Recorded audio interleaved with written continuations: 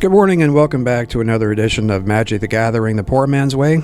I'm Edgarallan, and this is my version 32 of this demon package. So last week, playing the dailies, I hit the 10,000 gold mark, and so I cashed that gold in and got 10 packs of boosters, and those boosters gave me 4 rares. Yay for me. So what I did was, the deck was very underperforming on the draw, so I had to make some changes. And so I added a 4th Bleachbone Verge. I got rid of the 2 Raven Eagles that I was playing, and I added 2 Marauding Blight Priests. I also got the card that I was really wanting to add to this deck, which is the Rush of Dread, which hopefully we'll get to see in the gameplay today. This is a great card. It cost 8 to cast a full boat, but you can pick what you need to do. You can either have them sacrifice half their creatures, discard half their cards, or lose half their life rounded up. It pairs really nicely with the Bloodletter. If he's on the field and they lose half their life, the game is over. As we'll see in a minute, on my untapped profile, the deck was seriously underperforming on the draw, and partly because I didn't have any creatures in the first 2 positions. So the recent additions that I have done is I've added a 4th Deep Cavern Bat, I've added 2 Demon Walls, and I added a couple of Cecils. And that seems to have stabilized the deck pretty well. It's playing at a phenomenal 78 or 76% right now. I'll show you the stats here in a few minutes. But we'll move on to that. So as we can see, this is my untapped profile for the Demon deck. Forgive the name up in the top where it says Black and White Discard, because that's what the original deck started out as in version 1. We're now in version 32, and as you can see by the overall stats, it doesn't look very impressive. It's 51% on the win rate, 53% on play, and 48% on the draw, with 323 games played and a little under 31 hours of playtime invested in the deck. However, that's not the real story of the deck, because when I first started this project, I was almost 40 games under 500. So right now I'm playing 4 games over 500 as an overall stat.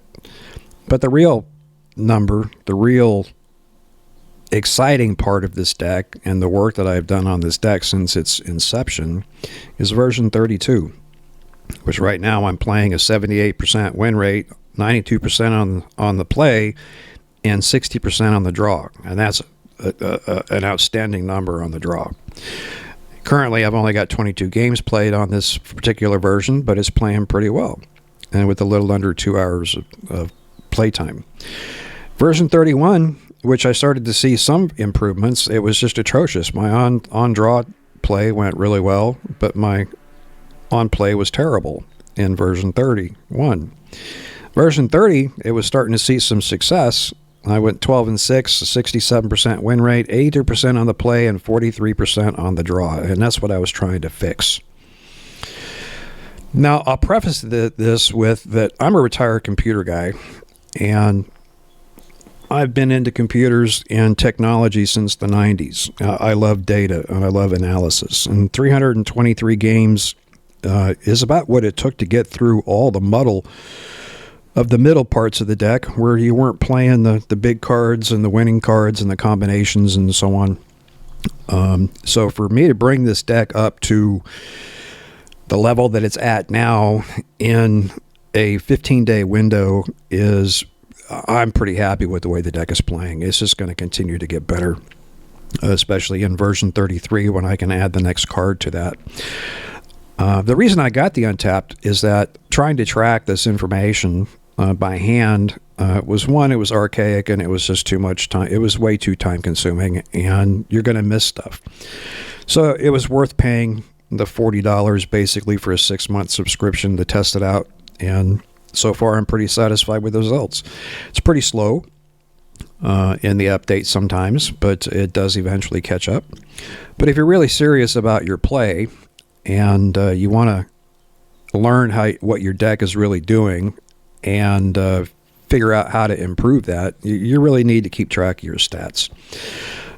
And so I find this a very valuable tool for diagnostics, and I love diagnostics. That's just the techie part of me. So I'm really happy with the way this deck has gone. To make up 40 games in basically 15 days is pretty astounding, and I'm pretty happy with that.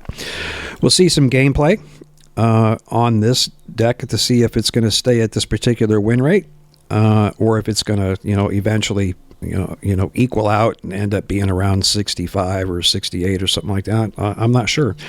I have some additions that are going to come for version 32. Once I reach that 10,000 gold again, to see if I get any more rares. A Preacher of the Schism is on the upgrade path for that, and so we'll see how this plays. But these are the real stats. I'm really happy, and I'm very impressed with the improvement this deck has taken. I'm currently sitting in Diamond 3, Game 3. As far as the ladder is concerned, and hopefully I'll hit Mythic here, within the next few days, and then we'll see what it really does against some Tier 1 decks. So we'll move on to some gameplay. Now, let's see what this deck's going to do today. So I get to go first, and it's kind of a crappy hand, but I think I'm going to mulligan that.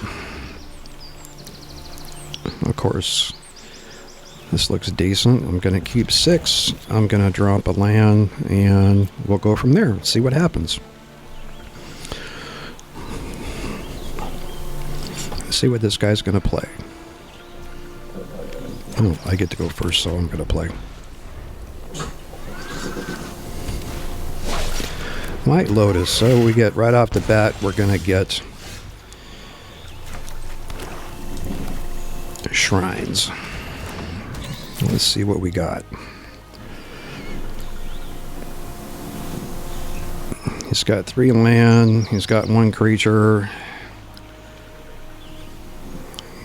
Create X tokens and copies. We're going to take this guy.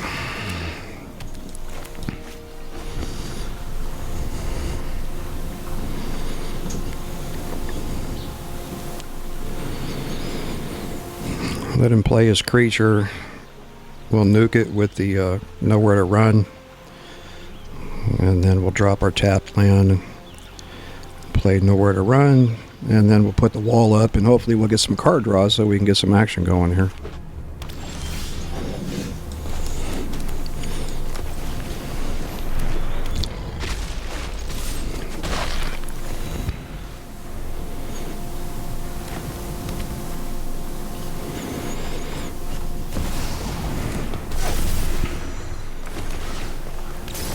That's an interesting card. Now let's go take something else from his hand.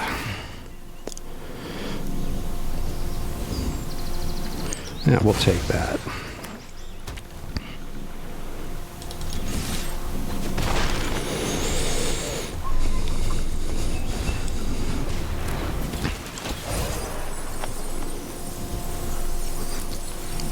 Discard a card, draw a card.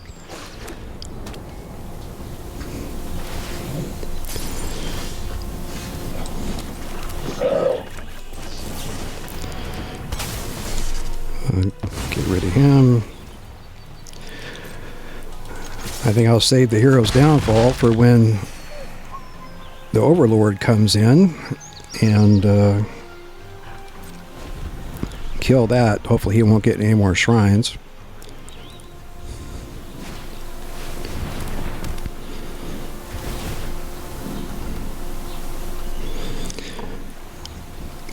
So one thing I like about the shrine stack is that you can literally pull your entire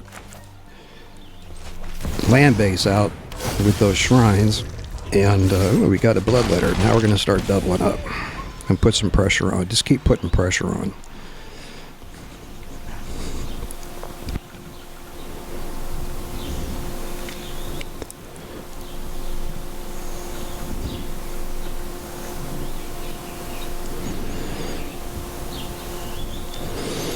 What you gonna do, buddy? What you got? What'd you draw? Dang. What's he gonna take? He's gonna take the Bloodletter, of course.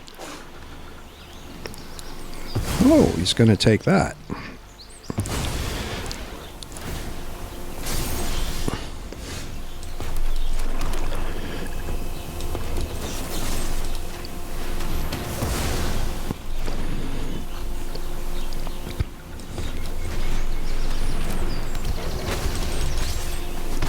Oh, I probably should have killed him. He's got a doubling effect.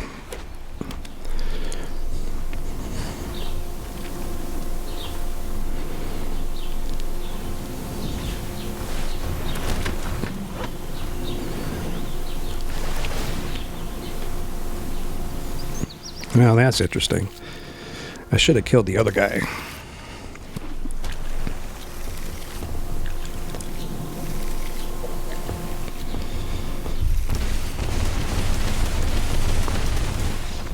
Nice.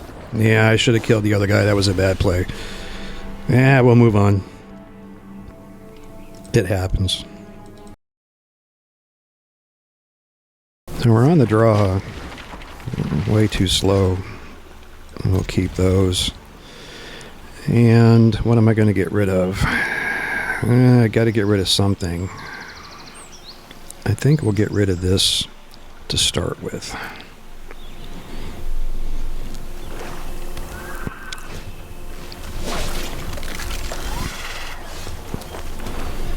This will be interesting. This will be the skeleton deck that's out there. I'll lose some life on this one for a little bit until we can get the action rolling. Yeah, here it comes.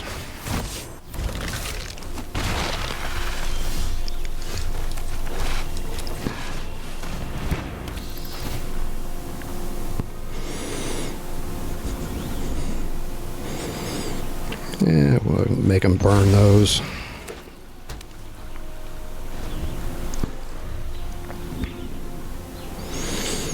This will be an interesting. I'm just going to get that back.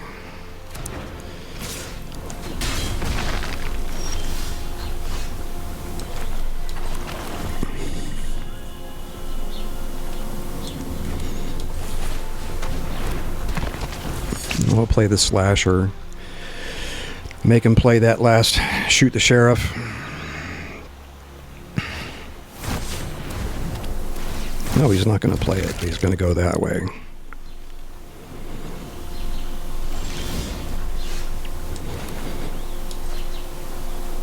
We're going to play that on Demon.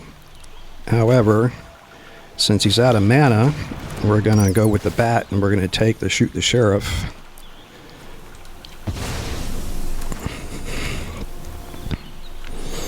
And I'm not going to attack. We'll leave some defensive posture out there for a minute.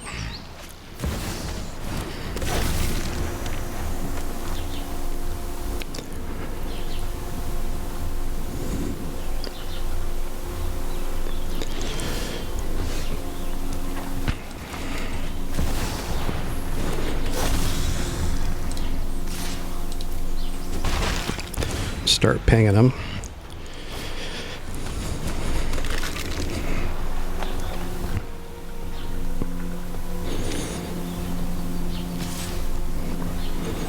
Yeah, we'll let him go through because he doesn't have any mana to actually play that card, so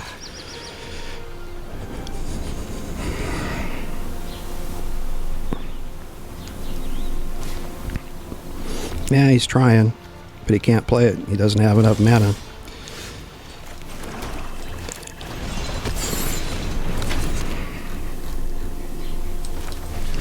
Put the wall out there to block him. And we're going to attack with those two.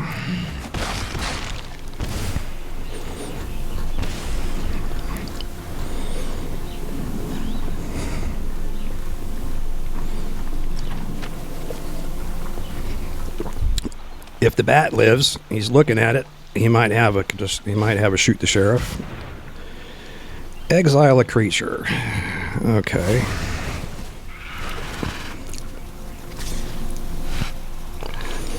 Still has no mana to play that card.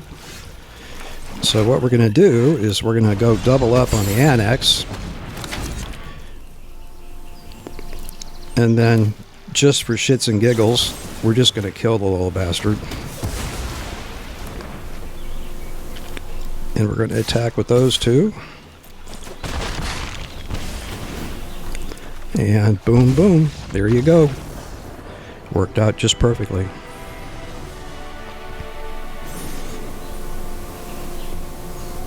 So that was version 32 of this Orzhov Demon's deck. We only played 2 games. We went 1-1. We would have probably went 2-0. However, I made a really bad play on the first game. I should have taken out that duplication effect creature from the beginning. But it was the first game of the day and didn't have enough coffee. So we'll just write that one off to experience and move on. I do have some other changes that I'm going to be making to this deck, as I suggested earlier with Preacher of the Schism, and we'll see how that plays with this deck. But overall, I'm really happy with this deck. It has come a long way in a short period of time. I'm going to continue to play this deck for the rest of the season to see how far I can take it. So if you're still here at this particular point in the video, this channel is definitely not about the hype and the pay-to-play decks. I'm about building something from scratch. I don't follow the hype, and I don't have the cards for all the latest and greatest. So we just build what we want to build, and we play what we want to play, and we see how it goes. It's the thrill of the chase that keeps me going in this, and we'll see what happens as time goes on.